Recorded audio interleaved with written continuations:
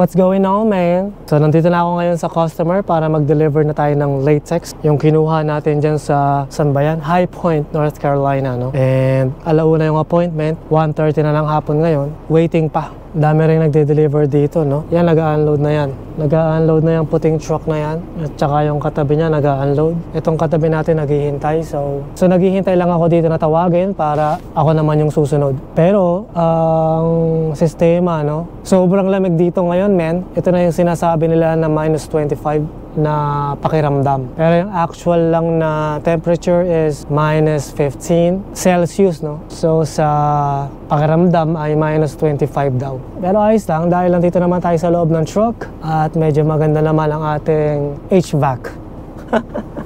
Pinapainit tayo ng ating HVAC. So ngayon, ang problema, no? Darating na yung magulang ko sa Tuesday next week. Hindi ko alam kung makakasundo ako sa kanila. So kung nasa kalsada man ako, Dad, Mami, pasensya na po kung hindi ko kayo masusundo. Pero nandiyan naman si Donna, nandiyan naman yung mga bata, sila magsusundo, no? Pero kung sakali man na nandiyan ako sa bahay, sasama ako sa pagsundo. Ang mahalaga naman yung magkasama-sama ulit tayo. So naghihintay nga lang ako ngayon, and hindi ko alam kung anong oras matatapos tong mga kasalukuyang nagde-deliver. Pero ganun pa man, meron tayong bubuksan na bagong device. Bumili ako ng bagong camera, DJI Action, no? Itong camera na to para sa mga action star yata. Hindi, joke lang. Para sa mga mahilig sa action, no? Yung mga, yan, no? Nag-snowboard, mga nag-skateboard, yung mga nag-scuba diving, mga truck driver, no? May ganon. Hindi, para sa akin, parang maganda to kasi nga, I hope na yung mic na ginagamit ko, hindi ko na kailangan gamitin pa yung receiver ba ang tawag doon. Basta yung kinokonekta sa camera para rektahan na, no? So, titignan natin kung gagana ba yung microphone ko dito nang walang kinakabit na receiver, no? DJI Osmo Action 5 Pro. So tignan natin, men. Buksan na natin to. So yung ginagamit kong pang vlog na camera, no, ay itong GoPro Hero 9 Black. Yan, GoPro Hero 9 Black. And tagal na nito, men. Siguro 3 years na rin to. Ang dami nang na-record na video na to, men. So tsaka yung ginagamit ko ngayon na pang record ay ang GoPro Hero 10 Black. Buksan na natin to, men. Tingnan natin kung ano yung nasa loob ng box. Buksan na natin to, man. So ito na yung ating DJI Osmo Action 5 Pro, man. Yun, oh. Ito pala. Puti. Iyan, oh. Tingnan natin kung ano yung nasa loob ng box. Accessories. Ito naman yung ating camera. Yun lang, wala na. Tingnan muna natin itong mga kasamang accessories, syempre. Ano bang kasama nito? Ano lang to, standard combo. Meron tayong USB-C to USB-C cable. Pang charge. And, uy, may sticker. So, meron tayong troll stickers. Pwede tayong mang-troll ng mga gumagamit ng GoPro dyan, ano? Excuse me. Uy, ang daming sticker, oh, putik. Ayos to, ah. Ano to? Ang daming sticker. Oh. Ano yan? DJI. Na merong, ayan, yung ano, ang tawag dyan, pocket. Oh. Ito yung action. Ayos, ah. Tapos, oh, may mission pa nga. Oh. May memory card na sticker, merong ganyan. So, ayos din, ah. Ito, ano to? Fly to the future, no? Mga drones. And, syempre, yung branding. So, tabi muna natin yung mga troll stickers na yan. Ito yung manual natin, no? Hindi na natin kailangan basahin to. Parang ano to, ah. Case. Case yata to, ah. Mismo, meron tayong thumb screw, meron tayong helmet mounts. I'm sure this is a helmet mount. Uy, may kasamang quick release mount. Ito yung isang bagay na gusto ko dito sa camera na to dahil meron siyang magnet, no? Kumbaga, pwede mo siyang magnet ng ganyan. Mismo. Ito pala case. So, hindi natin kailangan ng case. So, itabi lang natin yan. Ito yung ating battery. Tingnan natin. Sabi nila, ang battery na to ay 4 hours recording time 4K 60. Tama ba? Meron siyang... Hindi nakalagay yon. 1950 milliamp yung battery size. And for the main event. Bam!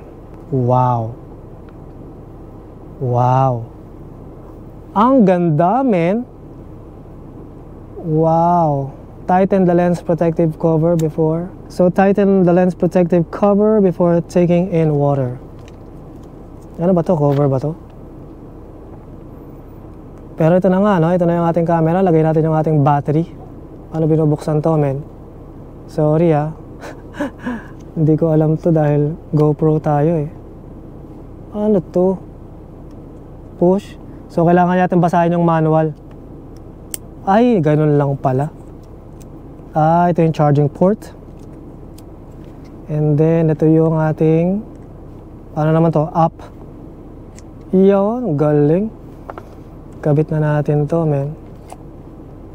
Tama ba? Parang baliktad, ah. Ganito pala. Ito yung panghatak pag gusto mong tanggalin. Sinashake pa nga.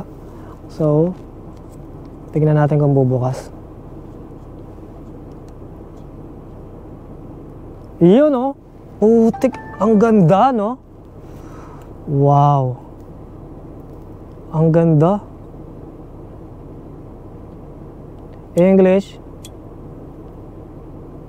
Okay lang i-activate. So, meron naman akong DJI Mimo. So, i-set up ko lang to and ganda, men. So far, so good.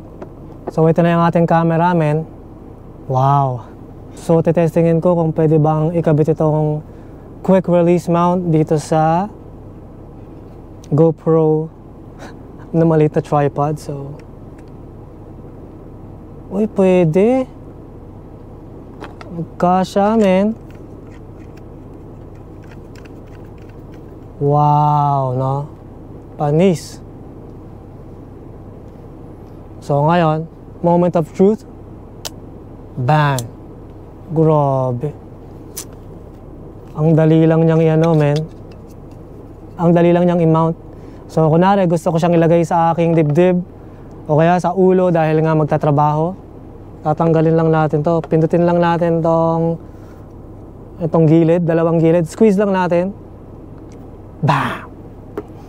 And then, lagay mo na sa ulo mo, no? Kunwari, nagtatrabaho ka na. And then, pag natapos ka na magtrabaho, tanggalin mo lang. And then, bam! What's going on, man? Ayos, ah. Ganda. So, ngayon, tetestingin ko na yung microphone, no? Kung gagana. So, okay na sana yung camera, men. Kaso lang, hindi gumagana yung ating microphone. Dahil kailangan ko pang maghanap ng paraan para i-connecta yung receiver na yon sa camera. Pero, wala nang kwenta dahil nga binili ko yung camera na yon para sana maiwasan kong gumamit ng receiver. Pero kung gagamit at gagamit pa rin ako ng receiver para lang magamit yung microphone, di bali na lang, men. Isusuli ko na lang. No big deal. Pero sayang dahil ang ganda pa naman ng camera na yon, no? Pero, pagtsatsagaan ko muna tong GoPro. Ayos pa naman tong GoPro. Hindi pa naman naglolo ko. So, naghihintay pa rin ako ng aking turn, man. Umalis na yung katabi kong truck kanina dito sa gilid. Ngayon may pumalit ng bago. Kain muna tayo, man. Medyo nabigo tayo sa ating motibo, yung camera na yan, pero okay lang. Kakain muna tayo ng mainit na sabaw, man, sa napakalamig na panahon. Nilagang baka, tsaka kanin na mayroong itlog, man. In the name of the Father, the Son, the Holy Spirit. Amen. Bless us, O Lord, and these thy gifts which we are about to receive from thy bounty through Christ our Lord. Amen. Father, Son, Holy Spirit. Amen. Higop tayo ng sabaw. Cheers, man. Sakto. Cheers, man. Sarap.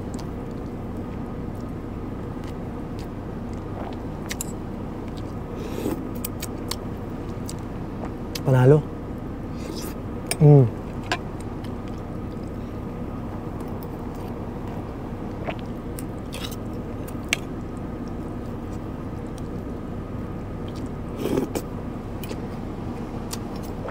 Sarap.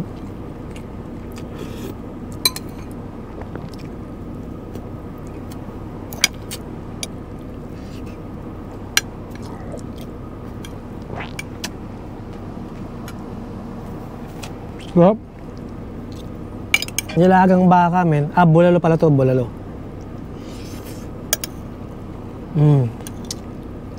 Sarap. Sarap.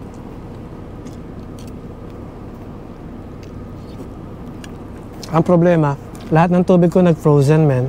Hindi ako nakapagdala ng tubig. Pero nilagay ko siya sa dashboard para yung heat, lusawin niya yung yelo. Kanina totally talaga. Yelo to kanina buong buo. Tagal naman ng tao, grabe.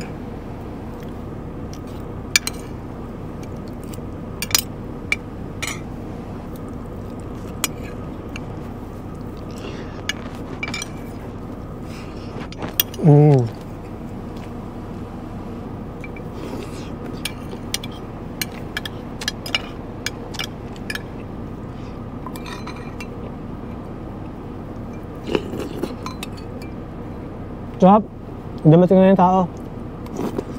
Dumating na siya and mag-unload na ako. Saktong-sakto natapos na ako kumain. So ang sistema, kailangan daw patayin ng truck. Yari tayo na ito. May lamig-lamig pa man din. Anyway, simulan ko lang mag-unload. And magkita-kita tayo mamaya.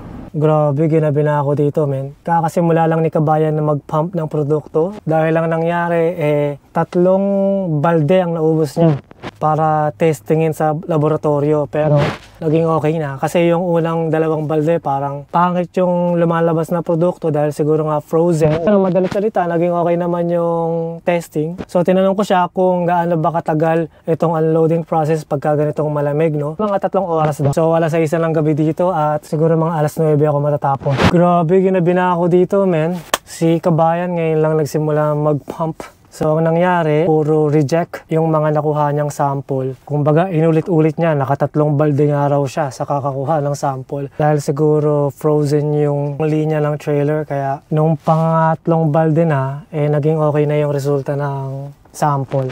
So, tinanong ko siya kung gaano ba katagal yung ganitong unloading sa ganitong klase ng klima. 9 degrees Fahrenheit ngayon, no? So, sabi niya, mga 3 oras daw ang aabutin. 6:00 ng gabi ngayon, so mga 9:00 na ako matatapos. Ako na lang yung natirang truck dito.